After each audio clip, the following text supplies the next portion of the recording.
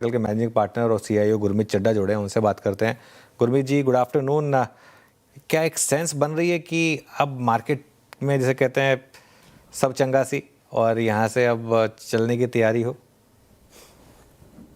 अनुज, 2-3 बार ऐसा लगा है और ब्रेंट 90 भी आया है। अगर अगर ईरान यूएस का जो अभी ब्रेकिंग न्यूज़ है एक्सियोस की तरफ से, हमने देखा कि जो 2 दिन पहले एस्केलेशन हुआ उसके बावजूद भी बहुत स्ट्रॉन्ग स्टेटमेंट्स नहीं आई दोनों साइड से। तो इसका मतलब कहीं ना कहीं इंटेंट है किसी तरीके के पीस एग्रीमेंट का। अगर वो होता है तो डेफिनेटली थोड़ा बाउंस ड्यू है।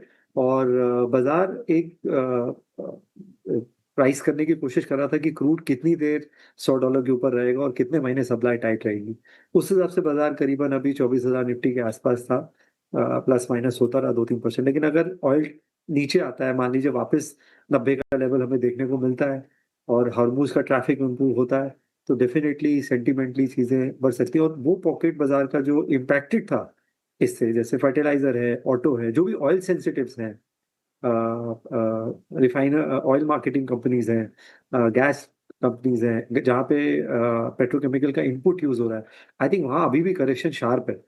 तो वहाँ पे एक अच्छी तेजी बाजार में आ सकती है। तो एक रोटेशन जो बाजार में है वो हो सकता है, जो पेट्रोकेमिकल ऑयल इम्पैक्टेड सेक्टर्स है उसमें। ओके, बिल्कुल। खैर, ब्रेंट सही बोल रहे हैं आप, 90 भी आया था फिर वापस गए, अब हम 102 103 पर हैं।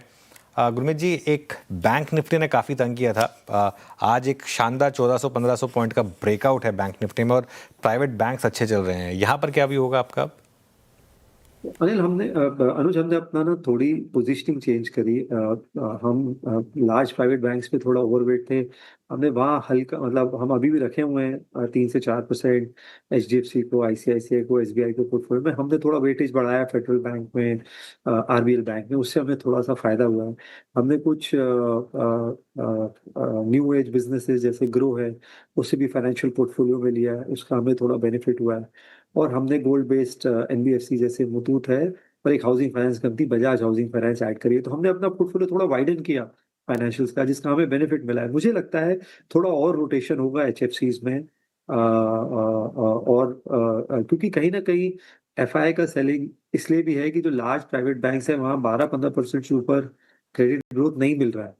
और उससे ज्यादा ग्रोथ आपको टीयर 2 बैंक्स में या छोटी एनबीएफसीज में मिल रहा है विद ऑलमोस्ट सेम वैल्यूएशन। तो थोड़ा सा ही क्यों स्प्रेड हमने चेंज किया है।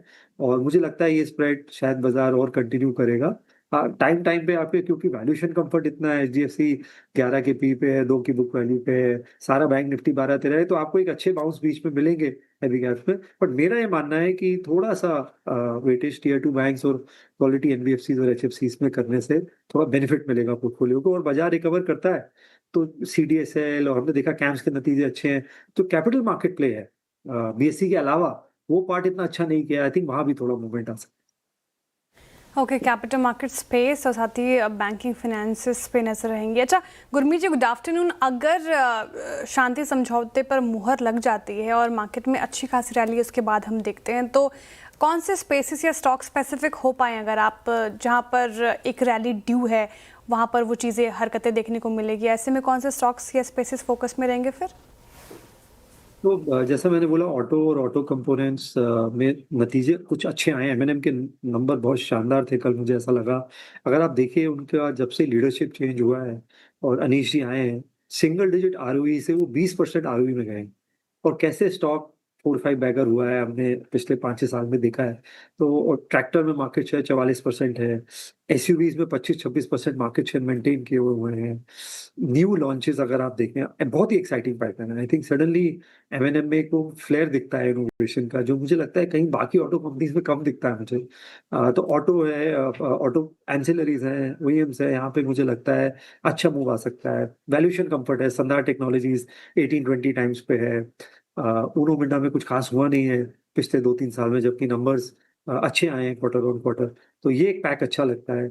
सिलेक्टिवली जो गैस और ऑयल मार्केटिंग कंपनीज हैं, सिटी गैस डिस्ट्रीब्यूटर्स में, वहाँ पे एक टैक्टिकल प्ले आ सकता है।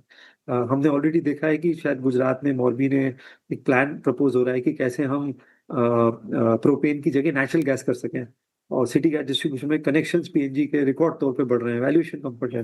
तो थोड़ा सा एक टैक्टिकल बाउंस ओएमसीज में, एनर्जी रिलेटेड स्पेस में, गैस कंपनीज में आ सकता है।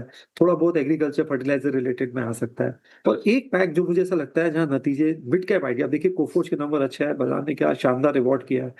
केपीआईटी के भी नतीजे अगर आप फॉरेक्स लॉस हटाएं तो मार्जिन में इतने कोई कमी नहीं आई 20-21% की। और वैल्यूएशन कंफर्ट अब आ गया है, मतलब 20-25 टाइम्स पे ये स्टॉक मिलता है, एक जमाने में 70-80 के मल्टीपल पे होता था। तो और अच्छा गाइडेंस दिया है, एक्विजिशन किया है बहुत अच्छा उन्होंने। तो मुझे लगता है यहाँ भी मिड कैप आईटी में कुछ अच्छी आईपी ड्रिवन जो कंपनीज हैं वहाँ पे मौके बन सकते हैं। इनफैक्ट आईटी सेक्टर ही पूछने वाली थी मैं गुरमीत जी नेक्स्ट आपसे। आईटी स्पेस पे आपने जिक्र कर दिया इसका, मिड कैप आईटी स्पेस में फिलहाल नजरें रहनी चाहिए और स्टॉक स्पेसिफिक होना चाहिए। ये तो बात होगी आईटी और कुछ स्पेसेस जो कि आपने बताए। एफएमसीजी पैक, क्या इसकी चर्चा अब बनती है सर? क्योंकि ये काफ़ी अंडर परफॉर्म किया इसने पिछले कुछ सालों से एफएमसीजी एज अ पैक। अब जो नंबर्स आए हैं एचयूएल, नेस्ले, वीपीएल के हमने अच्छे देखे, ब्रिटानिया के भी नतीजे शायद अच्छे ही हो, तो क्या एफएमसीजी पैक पे बेट लगाना चाहिए या फिर अभी भी आपको ये रेड फ्लैग नजर आता है? नहीं, सिलेक्टिवली कर सकते हैं। मैं बीपीसी को लेके तो इतना बुलिश नहीं हूँ, which is beauty, personal care, hair care. लेकिन जो फूड डिवीजन है, मैं देखा नेस्ले के नंबर शानदार आया। ओवरऑल अगर आप देखेंगे प्राइसेस भी बढ़े हैं, चाहे कॉफी के हैं, फूड प्रोडक्ट्स के हैं। और जो भी प्राइस हाइक्स करेगा और बाद में जब ये प्राइसेस सॉफ्ट होंगे तो प्राइस रिडक्शन उतना नहीं होता है। तो जो नेस्ले है, टाटा कंज्यूमर जैसी कंपनीज है, ये मीडियम टर्म में और अच्छा कर सकती हैं। हमारे पास एक कौसाई प्ले है इसका, एक पैकेजिंग रिसाइकिल प्लास्टिक कंपनी है गणेश इकोस्फेयर, जो रिसाइकिल आरपेट जिसे हम बोलते हैं बनाते हैं। अभी गवर्नमेंट का नोटिफिकेशन आया 30 मार्च को कि 40% रिसाइकलिंग प्लास्टिक आपको पेट बॉटल्स में यूज करना है। तो जो इससे इंडस्ट्री की डिमांड है वो 5-6 लाख टन की हो जाती है, और कैपेसिटी मुश्किल से 4 लाख 4.25 लाख टन है, और गणेश इकोस्फेयर काफी बड़ा है। तो आरपेट जिसे हम बोलते हैं वो बहुत अच्छा करेगा। तो कैपेसिटी यूटिलाइजेशन 100% होगा। और स्पॉट में भी अगर आप देखेंगे जो वर्जिन पेट है और आर पेट है, उसके प्राइस में फर्क पड़ा है, क्योंकि पेट्रोकेमिकल। तो ये काफी नीचे चला गया था स्टॉक 600 लेवल पे, क्योंकि वो नोटिफिकेशन में डिले हुआ आने के। तो ये एक वैसा एफएमसीजी पैकेजिंग प्ले जो बेवरेज प्ले है वो बहुत अच्छा बन सकता है। गुरमीत, ये पॉलीकैब के नंबर्स देखे क्या आपने? नंबर्स केईआई के भी ठीक ठाक थे लेकिन चला नहीं। इवन पॉलीकैब में भी क्या कारण है कि नंबर्स तो काफ़ी अच्छे लग रहे हैं लेकिन स्टॉक नहीं चल रहा है इस समय? और आपका व्यू क्या है अब इस स्टॉक पर? अनुज, आप रैली देखिए, जो आई थिंक बाजार एक्सपेक्ट कर रहा था ये नतीजे, और स्टॉक में मतलब हम 24,000 निफ्टी पे हैं, पॉलीगैप तो 26-27,000 वाले निफ्टी लेवल पे ही है। और आप देखिए आई थिंक कुछ हद तक प्राइस में था। 770 करोड़ का पैट आया है क्वार्टर में, मेरे ख्याल से हाईएस्ट एवर होगा। 3 से 4% मार्केट शेयर गेन किया है उन्होंने। और ये थोड़ा सा पिवट कर रहे हैं अनुज, इंफ्रास्ट्रक्चर में, ब्रॉडबैंड्स में।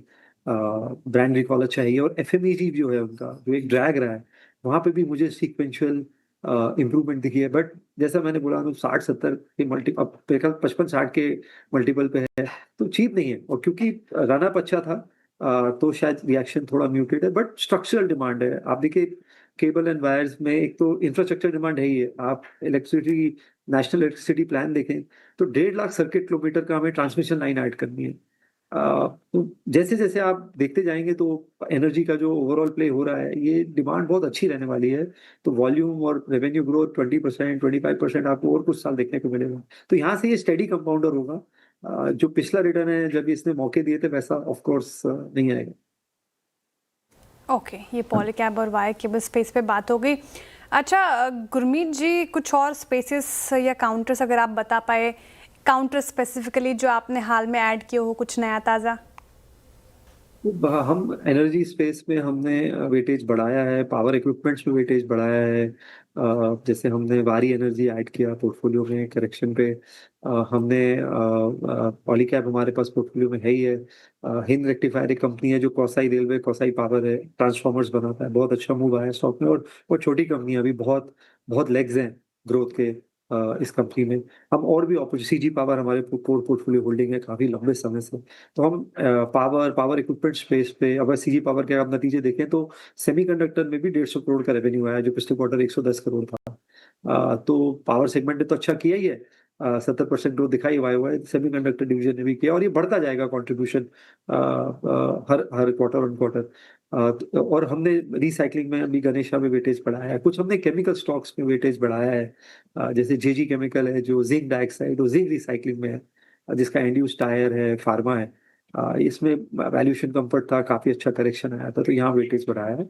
और हम थोड़ा सा और न्यू एज बिजनेसेस को स्टडी कर रहे हैं जहाँ पे हमें क्रिटिकल मास और यूनिट इकोनॉमिक्स अच्छी लग रही है। मीशो को स्टडी कर रहे हैं, हम देख रहे हैं इंटरनल में इस भाव पे और वेटेज बढ़ाना चाहिए कि नहीं बढ़ाना चाहिए। ग्रो हमारे पास है, तो हम कुछ न्यू एज बिजनेसेस में भी और अपॉर्चुनिटीज देख रहे हैं। ओके, थैंक यू गुरमीत जी, इतना स्टॉक स्पेसिफिक होने के लिए और सारे स्पेसेस पर इनफैक्ट ओवरऑल मार्केट पर अपनी राय रखने के लिए। Thank you so much for joining us today.